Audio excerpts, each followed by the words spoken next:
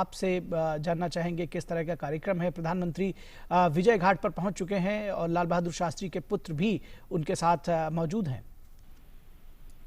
जी निखिल, बिल्कुल आप इस वक्त सीधी तस्वीरें देख रहे होंगे। प्रधानमंत्री नरेंद्र मोदी विजय घाट पर पहुंचे हैं।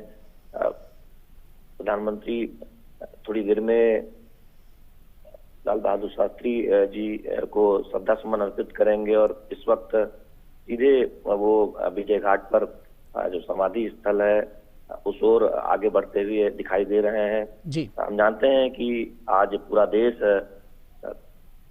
लाल बहादुर शास्त्री जी को याद कर रहा है। उनकी 116वीं जयंती पर आज पूरा देश उन्हें श्रद्धा सुमन अर्पित कर रहा है। विजय घाट पर इस वक्त प्रधानमंत्री धीरे धीरे समाधि स्थल की ओर बढ़ रहे हैं।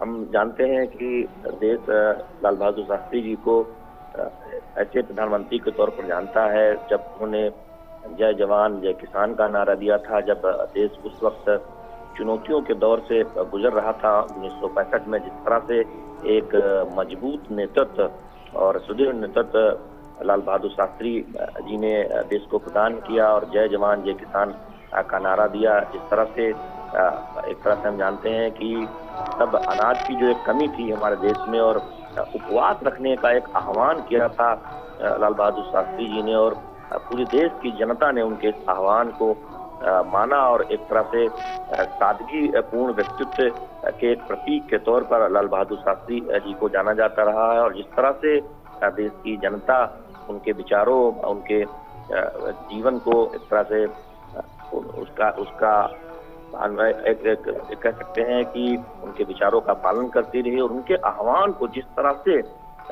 देश की जनता ने उसका पालन किया वो अपने आप में अभूतपूर्व है।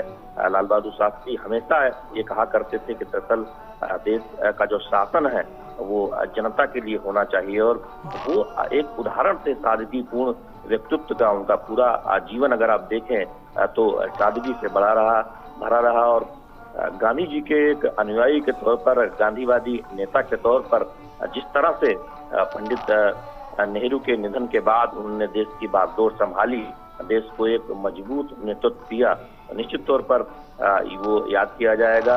और हम जानते हैं कि देश में जब अनाज की कमी थी, किस तरह से हरित क्रांति को आगे बढ़ाने का काम लाल बहादुर शास्त्री जी के प्रधानमंत्री रहते हुए किया गया और अनाजों के मामले में भारत एक आत्मनिर्भर देश बना। उसमें लाल बहादुर शास्त्री जी के योगदान को कभी भुलाया नहीं जा सकता।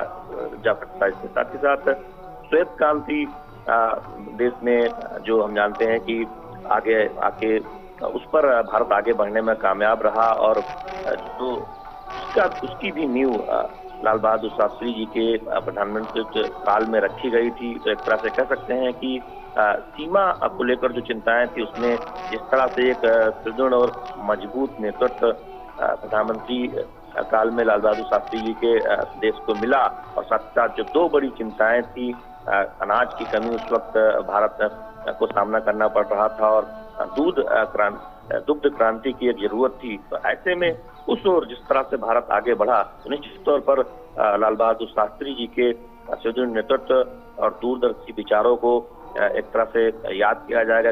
Subscribe to our channel by clicking the subscribe button. Click the bell button and enjoy the latest uploads from our channel.